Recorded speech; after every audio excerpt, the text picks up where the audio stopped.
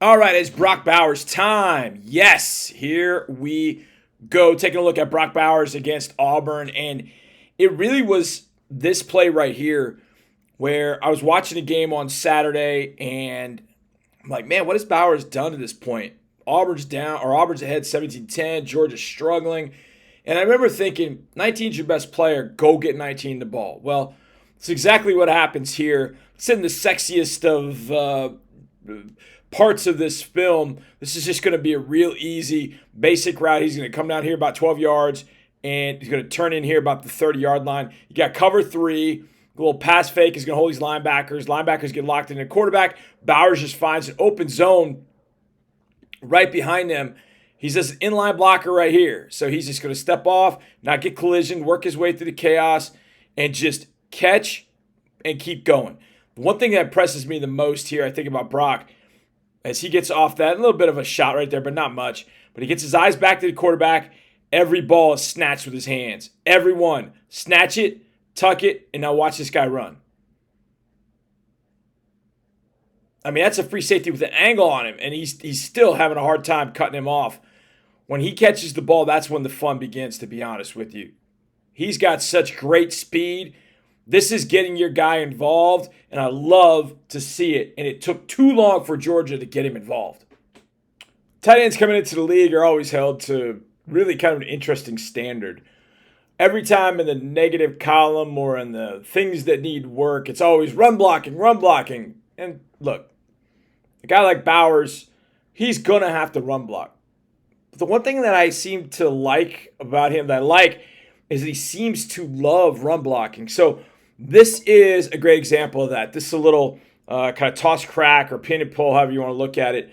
And they're going to take Bowers and he's going to crack down on this defensive end. They're going to pull, crack here, pull. So 71-4 are going to lead the way. But this play really only goes if Brock is able to make this block right there. You can see it right here. There's 19. There's the contain.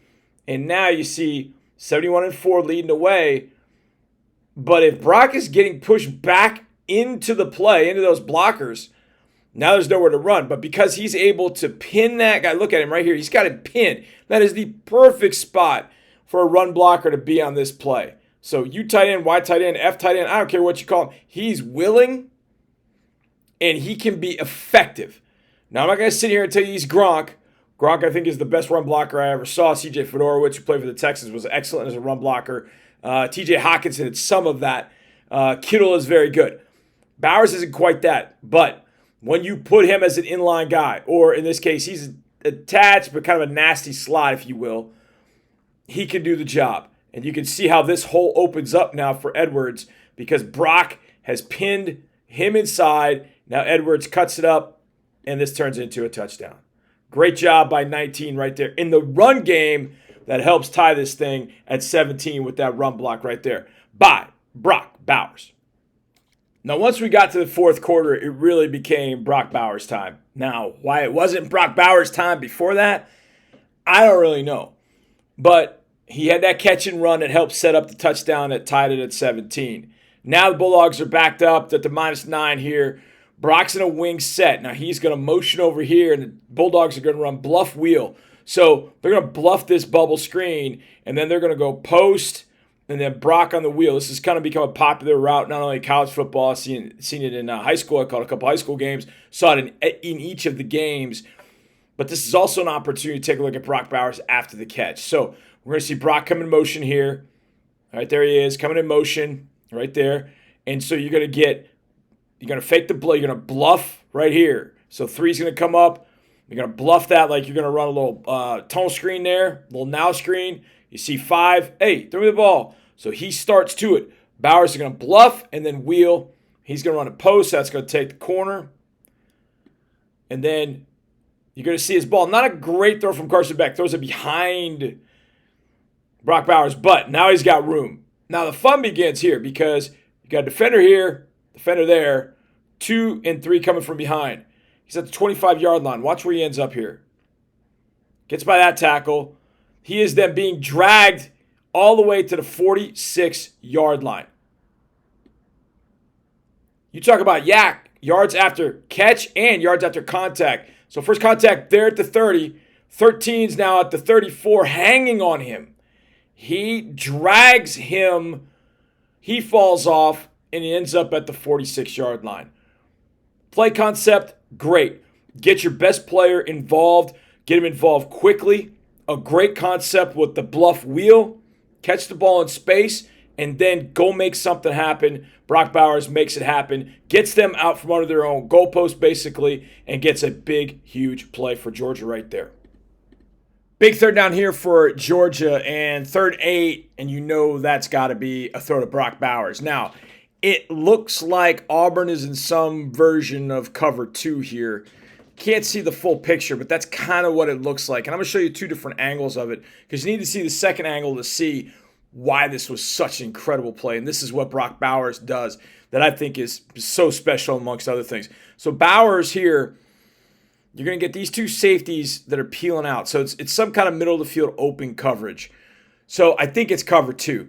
So this safety is going to wall Bowers off. So he's going to run with Bowers and try and keep him. He's almost like a middle runner in Tampa 2. But this guy's going to do the same thing. He is then going to mirror the running back. So it's some version of cover 2. So Bowers wants to get beyond him and then get in the void of a cover 2, which is kind of like right in this area right over here.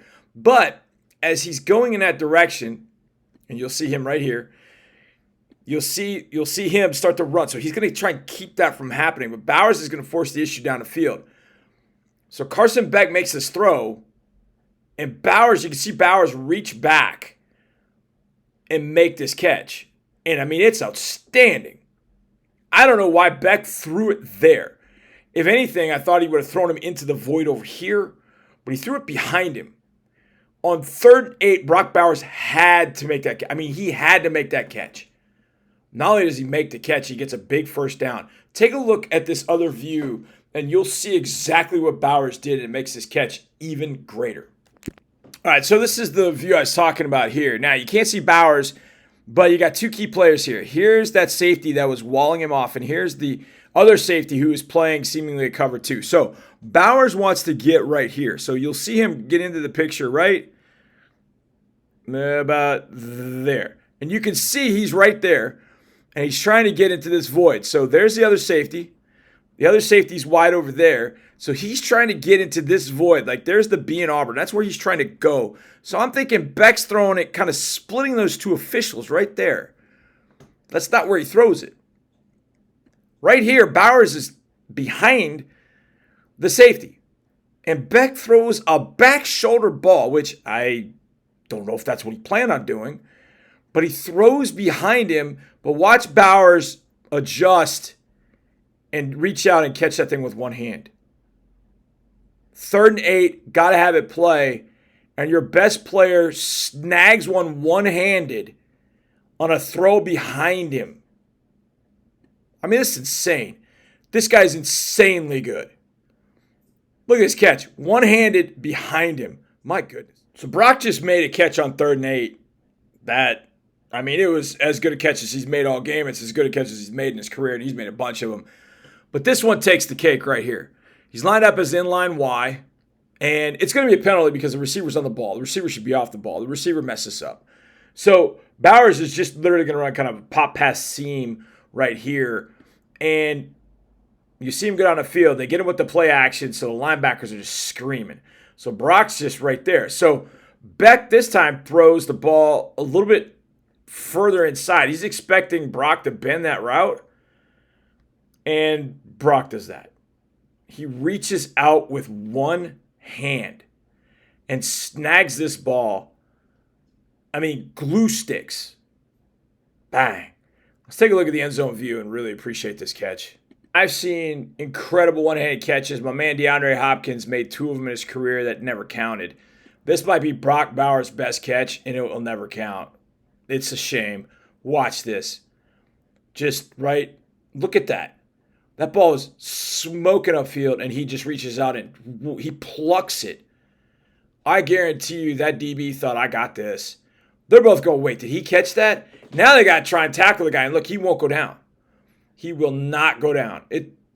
But I don't really care about that right now. What I care about is this. Look at that. I mean, come on, man. I could watch this 100 times. Just, I mean, how would you love to throw to that every single time? Hey, 19's open. Okay, just get it to him because he'll do that. My goodness, Brock Bowers, you are ridiculous. Now it's 2020 in the fourth quarter. Bowers has already done a ton of damage, as we've already seen. And now it looks like Auburn's playing some version of half quarter. So they're going to play a half field coverage to the strength and play quarters over here. At least that's what it looks like, because this corner doesn't look like he's playing a rolled up. So it's some sort of middle of the field open, but I'm going with halves to this side and then quarters over here to this side. Now, Georgia does a great job of spacing. So look at this. This is exactly how you want to do it. I mean, look, they've got receiver here, receiver there in the hole, and then here's Brock right here. So they do a great job of spacing on this particular play against this coverage. So there's your deep field half field safety.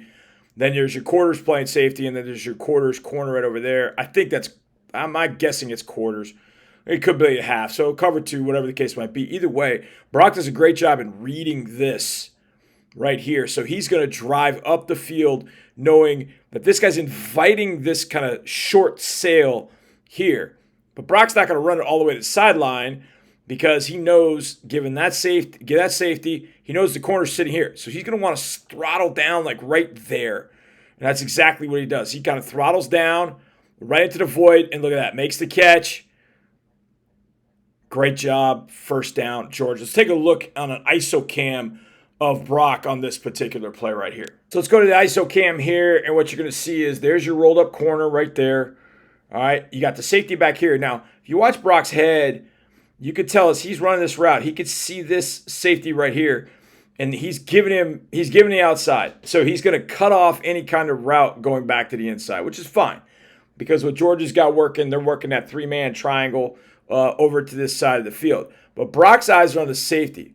As soon as he reads cover two safety, he knows where that corner over here is going to be based on what these other receivers are doing. So he knows when he turns here, he's not sprinting to the out. He knows if he shows his eyes, I want it now, Carson, throw it to me now. I got a safety driving down from top. I got the corner over here, and I got this safety right over here. There's a hole to throw this ball into. Get it to me now. And he puts it on him. Again, watch Brock catching the ball with his hands. Not letting that thing get into his body. Gets in his hands, secures it, takes the hit. First down on third down, setting up, well, what I call the touchdown. All right, let's get to it. The touchdown. It's 20-20, second and 11. Tie ball game, fourth quarter. Big-time players make big-time plays in big-time games, and that's Brock Bowers here. Now, this is an excellent job by Georgia's offensive staff of taking out a player in the coverage that could make this difficult for Brock. So Brock's going to run the basic down here. He's going 12 yards and in. Looks, again, like it's kind of this cover two shell that we've seen. But they're going to take this linebacker out of the coverage with a little hitch here by McConkey. So as you see what happens, okay, when McConkey runs this little snag or hitch right here, little snag, he gets the linebacker to leave that deeper coverage. So what that does is it opens up a big old hole behind him. So that linebacker sees McConkey, he's going to cut that off. Now, in so doing, because he's fallen off as a flat defender, Brock's going to run the basic about 12 yards and across. He's got all kinds of room because it's in front of the safeties, and now he's got a big void. And now the fun begins because he starts running. And run, Forrest, run. Breaks through that tackle. Hey, 5, get out of the way. Hey, 5. Just stay out of the way. Brock's got this. Get out of the way. Oh! Touchdown, Brock Bowers. I mean, come on now. Like, great concept, but then it becomes a one-man play right there. He's got the first down. Now make something happen. Get off me, and I'm out. I'm faster than you. I mean, come on. Take a look at this angle. Look at Brock Bowers in this final touchdown play, and you get a better view of the all-22 here. So what you're going to get, all right, you're going to get 5 as a middle runner with that guy down the seam, okay? So flat defender, safety, deep half. So Brock's going to drive up, run the basic, in here right by the ref. Conky on the snag right here to get his eyes, all right? And you see 9 points at Bowers like, hey, y'all got him. Problem is, look at this void in here. Bowers knows it. So he's going to get in there, throttle down, make the catch, ball goes right over the ref's head, catch it, and then that guy's not strong enough. You're not strong enough. Hey, 5, get out of the way. And there's Bowers running the end zone. Great concept from Georgia. But again, who's the money man? It's 19. That's where you go. If there's any lesson Georgia should know at this point, is that when the game gets tight, 15 is looking for 19 all day, every day. Why they let him loose in the secondary? I mean, I get they're trying to prevent the big play, but they gave up big play because they threw the ball to the best athlete on the field, and he made an athletic play. Brock Bowers is a top 5 player in the 2024 NFL draft. No question. He might even be higher than that. I'd take him right now. I'd go to Atlanta with him for the Texans game next Sunday. I know that's not going to happen, but you get the point. This guy's an absolute baller, top 5 in the NFL draft. Brock Bowers, what a game against Auburn.